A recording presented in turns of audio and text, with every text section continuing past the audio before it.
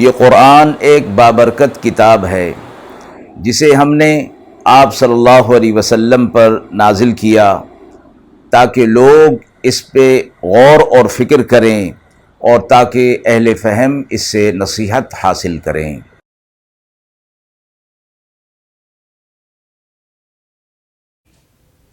بسم اللہ الرحمن الرحیم۔ السلام علیکم ورحمۃ اللہ وبرکاتہ۔ ناظرین کرام، درس قرآن مجید کے آج کے اس پروگرام میں ہم سورۃ الحج کی آیت نمبر 71 تا آیت نمبر 74 کا ترجمہ اور تفسیر پیش کر رہے ہیں، اور آخر میں پوچھے گئے سوال کا جواب ہوگا۔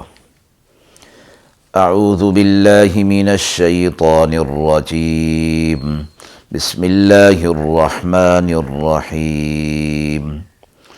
وَيَعْبُدُونَ مِن دُونِ اللَّهِ مَا لَمْ يُنَزِّلْ بِهِ سُلْطَانًا وَمَا لَيْسَ لَهُم بِهِ عِلْمٌ وَمَا لِلظَّالِمِينَ مِن نَصِيرٍ۔ وَإِذَا تُتْلَى عَلَيْهِمْ آيَاتُنَا بَيِّنَاتٍ تَعْرِفُ فِي وُجُوهِ الَّذِينَ كَفَرُوا الْمُنكَرَ يَكَادُونَ يَسْطُونَ بِالَّذِينَ يَتْلُونَ عَلَيْهِمْ آيَاتِنَا قُلْ أَفَأُنَبِّئُكُم بِشَرٍّ مِّن ذَلِكُمُ النَّارَ وعدها الله الذين كفروا وبئس المصير۔ يا أيها الناس ضرب مثل فاستمعوا له إن الذين تدعون من دون الله لن يخلقوا ذبابا ولو اجتمعوا له وَإِن يَسْلُبْهُمُ الذُّبَابُ شَيْئًا لَّا يَسْتَنقِذُوهُ مِنْهُ ضَعُفَ الطَّالِبُ وَالْمَطْلُوبُ مَا قَدَرُوا اللَّهَ حَقَّ قَدْرِهِ إِنَّ اللَّهَ لَقَوِيٌّ عَزِيزٌ۔ آیات مبارکہ کا ترجمہ ملاحظہ فرمائیں۔ اور یہ عبادت کرتے ہیں اللہ کے سوا اس چیز کی جس کی کوئی سند نہیں اتاری اس نے، اور جس کا انہیں علم بھی نہیں ہے، اور ظالموں کا کوئی مددگار نہیں ہوتا۔ اور جب ان کو ہماری آیتیں سنائی جاتی ہیں واضح طور پر تو ان کے چہروں پر ناگواری کے اثرات آتے ہیں۔ قریب ہوتا ہے کہ وہ حملہ کر دیں ان پر جو پڑھتے ہیں ان کے پاس ہماری آیتیں۔ آپ کہہ دیجئے میں اس سے بھی بدتر چیز تمہیں بتاؤں، اور وہ آگ ہے۔ اس کا وعدہ کر دیا ہے اللہ نے کافروں کے ساتھ، اور وہ بہت ہی بری جگہ ہے۔ اے لوگو، ایک مثال کہی جاتی ہے، اس کو سنو اور اس پر کان دو کہ جن کی تم عبادت کرتے ہو اللہ کے سوا ہرگز نہیں بنا سکتے ایک مکھی بھی، اگرچہ سب جمع ہو جائیں، اور اگر کچھ چھین لے ان سے مکھی تو وہ چھڑا نہیں سکتے اس سے۔ کمزور ہے چاہنے والا بھی اور مطلوب بھی، طالب بھی اور مطلوب بھی۔ اللہ کی قدر نہیں سمجھی انہوں نے جیسا کہ اس کی قدر ہے۔ بے شک اللہ قوی ہے، زبردست ہے۔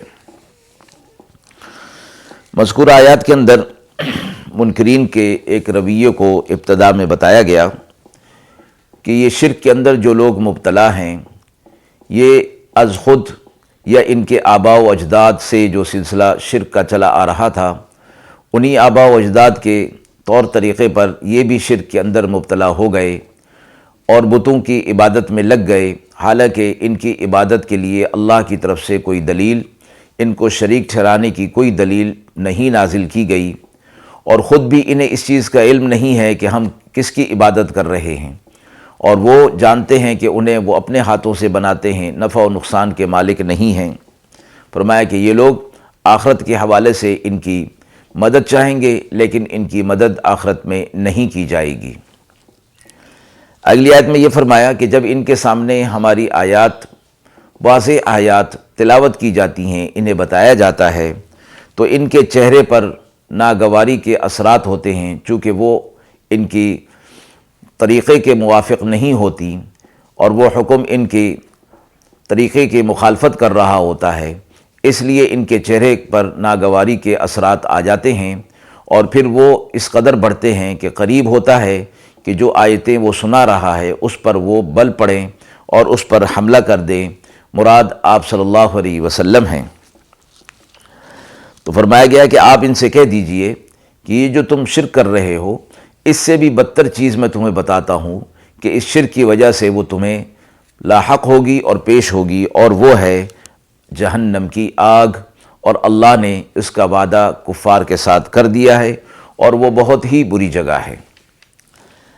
اس سے اگلی آیت میں ایک مثال کے ذریعے سے کفار کو سمجھایا گیا کہ جن کی تم عبادت کرتے ہو ان کی حالت یہ ہے کہ وہ ایک مکھی کو بھی پیدا نہیں کر سکتے، اتنی حقیر سی ایک مخلوق وہ بھی پیدا نہیں کر سکتے، اگرچہ سارے معبودان باطلہ مل جائیں اور مل کر ایک دوسرے کی مدد کریں کہ ایک مکھی جیسی کوئی چیز پیدا کر لیں تو وہ پیدا نہیں کر سکتے۔ پھر اس سے بھی آگے کی چیز بتا دی کہ اگر مکھی ان سے کوئی ذرہ چیز کا لے جائے تو پھر وہ اس سے واپس بھی نہیں لے سکتے۔ یہ ان کی طاقت ہے، یہ ان کا اختیار ہے، اتنی چیز پر بھی انہیں اختیار نہیں ہے، تو پھر جو چاہنے والے ہیں وہ بھی کمزور ہیں، اور جنہیں چاہیا جا رہا ہے یعنی وہ بت اور معبودان باطلہ وہ تو کمزور ہے ہی۔ انہوں نے اللہ کی قدر کو نہیں پہچانا، اللہ نے توحید کا سبق انہیں دیا، اور اگر توحید کا سبق پہچان لیتے دنیا میں بھی کامیاب ہوتے، آخرت میں بھی کامیاب ہوتے۔ بے شک اللہ قوی ہے، زبردست ہے، آخرت میں ضرور ان کی پکڑ فرمائے گا۔ آیت کے حوالے سے سوال پوچھا گیا ہے کہ شرک کے رد کی کیا مثال دی گئی ہے؟ شرک اور بت پرستی کی مثال کو اور اس کی حماقت کو ایک مثال کے ذریعے سے واضح کیا گیا۔ یہ لوگ جو بتوں کو اپنا کارساز اور حاجت روا سمجھتے ہیں اور ان کی عبادت کرتے ہیں، ان کی بے بسی تو اس بات سے ظاہر ہو جاتی ہے کہ ایک مکھی جیسی حقیر مخلوق کو بھی وہ پیدا نہیں کر سکتے، اور پیدا کرنا بڑی بات ہے۔ تم روز ان کے سامنے مٹھائی، پھل وغیرہ کھانے کی چیزیں رکھتے ہو اور مکھیاں اس میں سے کچھ ذرے کے برابر کھا جاتی ہیں، تو ان سے اتنا تو نہیں ہو سکتا کہ مکھیوں سے اپنی چیز ہی کو بچا لیں، یا وہ مکھی جو ذرہ چیز لے کر چلی گئی اس سے وہ واپس لے لیں۔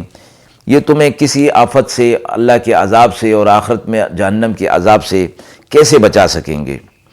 اس لیے آگے یہ فرمایا گیا کہ ان کی بیوقوفی اور حماقت کو ان الفاظ سے فرمایا گیا کہ جس کا معبود ہے وہی ہے بے بس ہو، اس کا عابد بھی اس سے زیادہ بے بس اور کمزور ہوگا، اور انہوں نے اللہ کی قدر کو نہیں پہچانا، بیوقوف ہیں، احسان فراموش ہیں، اللہ کی قدر نہیں پہچانی۔ ایسے عظمت والے، ایسے وحدہ لا شریک کی قدرت کے ساتھ ایسے بے بس اور بے شعور پتھروں کو، درختوں کو اور ان چیزوں کو، بتوں کو اس کے برابر کر دیا، اس سے بڑھ کر حماقت اور کیا ہو سکتی ہے؟ وآخر دعوانا ان الحمد للہ رب العالمین۔